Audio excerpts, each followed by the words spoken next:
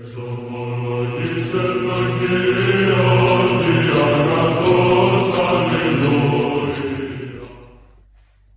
nderuar miq, të dashur vëllezër dhe motra, më Krishtin ja ku jemi përsëri në takimin tonë të përditshëm, komenti i shkrimit të shenjtë.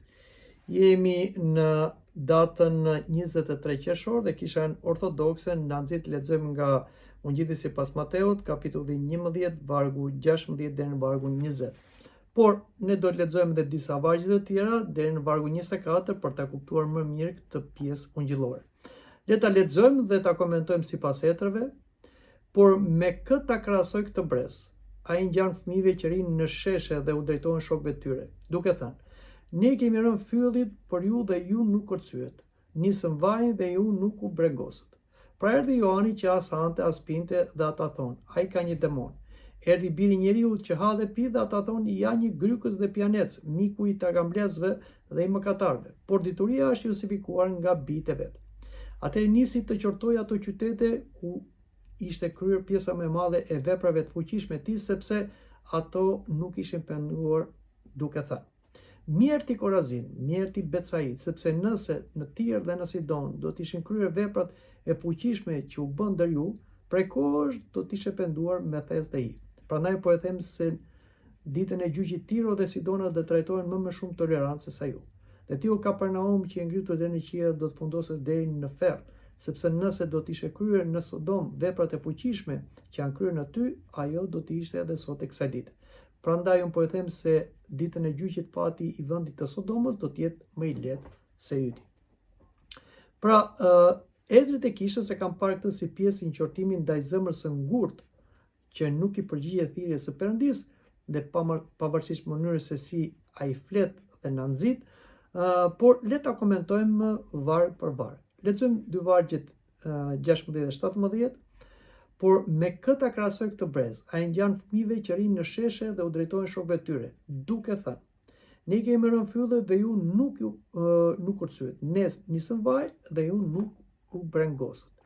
Shën Johan Gojari shpjegon se Krishti përshkruan njerëzit kapriçoz dhe kokfort, si fëmijët kapriçoz që nuk kënaqen as me muzikën e gëzimit, as me vajtimin e zis. Kështu dhe ky brez nuk pranon në asnjë mënyrë me cilën Perëndia i tharret. Shën Jeronimi thotë se fylli simbolizon thirrjen e gëzueshme të mbretërisë, ndërsa vajtimi simbolizon thirrjen për pendim. Edhe sot, shumë njerëz kërkojnë arsye për të mos besuar ose për të mos ndryshuar jetën e tyre. Nëse mesazhi është i rrept, e refuzojnë, duke thënë: "Është shumë i rrept, ne po friksohemi." Nëse është i butë, përsëri e refuzojnë dhe nuk i bën përshtypje. Problemi nuk është mesazhi ose mënyra se si thuhet mesazhi, por zemra që nuk dëshiron të përgjigjet thirrjes së Perëndis. Prandaj, edhe pse sot mund të ketë shumë justifikime, duke thënë që nuk ka predikues të mirë, ose ai predikuesi për shembull shumë i ashpër, ose ai tjetri është shumë i butë, ose etrit e tjera diçka tjetër, këto gjitha janë justifikime sepse njerëzit kokfort, egoist, që nuk duan ndryshojnë mënyrën e jetës së tyre, ata vetëm justifikohen. Nuk pranojnë as butësinë, as edhe qortimin, por vazhdojnë si ata fëmijë kapriçoz në rrugën e tyre pa krye. Por le të flasim në vargun 18, ku na thuhet: "Pra erdhi Johani që as hante as pinte dhe ata thonin ka një demon." Shën Johani, parentës të pakzor, ishte shumë asketik, siç edhe e përshkruan dhe në Ungjil.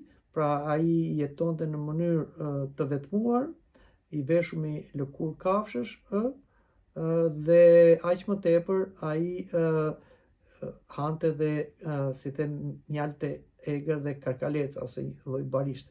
Pra bënte një jetë tepër asketike. Shumë akuzuan Johanin për këtë jetë asketike, duke menduar se ai ishte një njeri i demonizuar, por jeta e tij ishte një jetë e frymëzuar nga Zoti, një jetë si bënte edhe profeti Elia. Edhe sot ka njerëz të devotshëm që jetojnë në mënyrë asketike, të cilët keq kuptohen dhe shpifen nga tjerë që janë njerëz liberal, janë grykës, janë njerëz pasionant që kur flitet për asketizmin, tu flasim edhe për praktikat e kishës, siç është agjerimi dhe kreshmimi, atë këtyre duken gjëra të rënda. Dhe kur dikush i mban këto, ata fillojnë të nxjerrin justifikime dhe të stigmatizojnë këta njerëz duke thënë se këta njerëz që kanë dalë mënç ose janë njerëz me ndikim demonjak.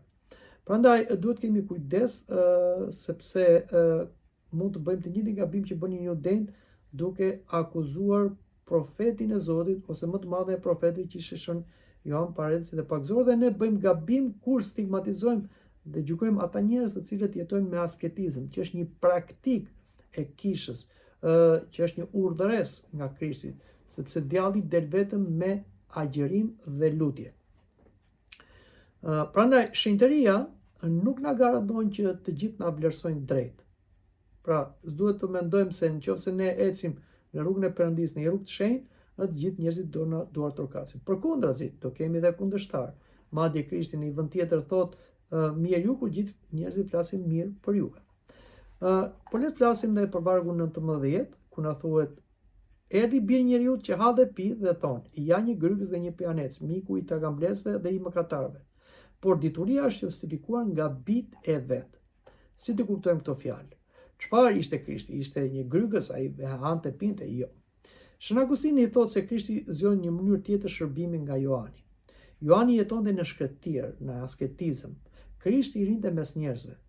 Por duke qëndruar mes njerëzve dhe duke shkuar në shtëpitë e tyre, patjetër ai do pranonte dhe të drekonte dhe të darkonte, sepse nuk shkonte për të ngrënë, por shkonte për të biseduar, për gjetur mënyrën që të fliste me njerëzit.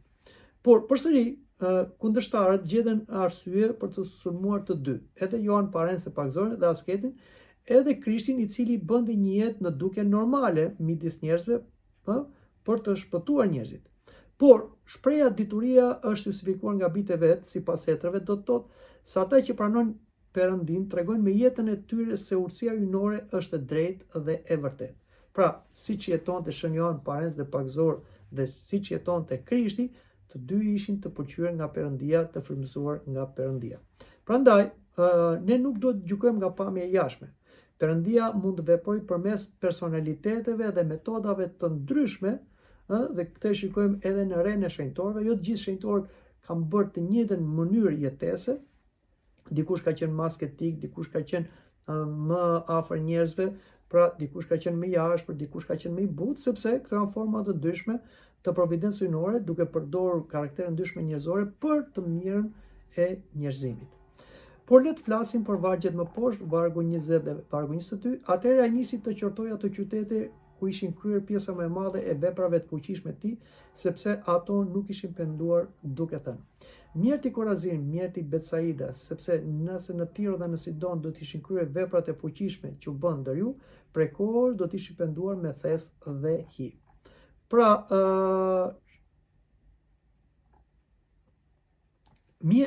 mjerti Korazin, mjerti Betsaida. Krishti qorton këto qytete në cilat ai kishte bërë vepra të mëdha që nuk ishin bërë profetët përpara tij, pra ishte diçka e pazakontë, dhe Shën Johan Gojardit thekson se sa më e madhe ishte drita që merrnin këto qytete, nuk flasim për dritën e diellit, flasim për dritën shpirtërore, aq më e madhe ishte përgjegjësia. Kështu është dhe me njerëzit, sa më shumë një njeriu jepet nga Perëndia, aq më shumë do t'i kërkohet. Prandaj përgjegjësia e këtyre qyteteve dhe jo ndërtesave, por banorëve që ishin në ato qytete ishte shumë e madhe. Qytetet Korazin dhe Betsaidi i kishin parë shumë mrekulli nga Krishti, por banorët nuk u penduan, ndërsa Tiro dhe Sidon, qytete pagane, do të kishin reaguar më mirë, po të kishin marrë të njëjtin, si thënë, hir ose mundësi që i dha Krishti qyteteve Korazin dhe Betsaid. Pra, qytetet Tiro dhe Sidon janë qytete pagane të ndëshkuar nga drejtësia hyjnore, por siç e tham, ata do kishin një ndryshim nëse Krishti do shkonte tek ata siç vajti në Korazin dhe Betsaid. Prandaj, njoja ungjillit nuk mjafton. Mund të dëgjoj predikime kur lexohet shkrimi i shenjtë ose dhe interpretohet, pra kur në kish ose dhe në mënyra tjera, por nëse ne nuk e ndryshojmë jetën, mbetemi të pandëshuar, atëherë ne do dënohemi, si qytetet Korazin dhe Betsaida, që sot janë qytete të shkatruara, pra kanë humbur atë shkëlqimin dhe lavdinë e tyre, sepse në kohën e Krishtit banorët aty qyteteve nuk e ndryshuan jetën. Pra edhe pse dëgjuan predikimin e Krishtit, edhe pse pan mrekullinë e Krishtit, mbeten në mëkatet e tyre. Tani lexojmë dhe vargje më poshtë, vargu 23 dhe 24. Dhe ti o Kapernaum, që u ngritet deri në qiell, do të fundosësh deri në ferr, sepse nëse do të ishin kryer në Sodom veprat e fuqishme që janë kryer në ty, ajo do të ishte dhe sot e kësaj dite. Prandaj po them se në ditën e gjykimit fati i vendit të Sodomës do të jetë më i lehtë se i yti. Tashmë po flet për një qytet tjetër, Kapernaum. Nga Kapernaumi ishin dhe apostujt e parë, apostujt Andrea, Petro, Jakobi dhe Joani. Pra edhe ishte qendra e veprimtarisë së Isuit. Për këtë arsye ata ishin banorët atyre e Kapernaumit ishin privilegjuar, por patjetër që kishin një përgjegjësi shumë më të madhe se banorët e qyteteve të tjera. Shën Jeronimi komenton se ngritja deri në qiell tregon nderin që qyteti mori nga prania e Krishtit. Rënia deri në ferr tregon gjykimin që vjen nga refuzimi i këtij hiri të veçantë që u dha këtyre dy qyteteve.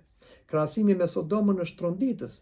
Një qytet famkeq si ishte Sodoma, që u shkatrua me zjarr dhe squfur në kohën ku ishte në kohën e Abrahamit, pra ishin qytete perverse ku aty banonte edhe Loti, u lanë si një shembull për ndëshkimin e tyre qyteteve që do pranonin perversionin. Por Kapernaumi në gjykimin e madh të Perëndis, në ditën e fundit të botës, do jetë më përgjegjës se Sodoma, sepse ata patën një privilegj më të madh ku tek Kapernaumi erdhi vetë Krishti dhe për atyre dolën edhe apostujt, por ata përsëri si popull në përgjithësi mbetën të pandëshuar. Privilegji shpirtëror nuk është garanci shpëtimi. Pra, Zoti mund na zgjedhë, por kjo nuk do të thotë se jemi të shpëtuar. Të qenit i pagëzuar, të njohësh teologjinë, të jesh afër gjërave të shenjta, nuk mjafton pa pendim dhe bindje në vullnetin hyjnor. Prandaj le ta përmbledhim sipas hetërve të kishës. Perëndia na thret në mënyra të ndryshme, me gëzim, me qortim, me mëshirë dhe me disiplinë. Zemra krenare gjen gjithmonë arsye për të mos u penduar dhe për të justifikuar. Sa më shumë dritë shpirtërore marrim, aq më e madhe është përgjegjësia jon përpara Perëndisë. Mrekullia dhe njohuria nuk sillin automatikisht besim dhe shpëtim, nevojitet një zemër e përulur dhe e bindur. Pendimi është përgjigjja që Krishti kërkon më shumë se çdo gjë tjetër. Prandaj duhet kemi kujdes se sa më shumë marrim, aq më shumë edhe duhet të japim. Pra, si mund ta kuptojmë në kontekstin e sotëm? Krishti mund t'ia drejtojmë këto fjalë jo vetëm qyteteve, pra, por çdo shoqërie, çdo komuniteti dhe secilit për nesh.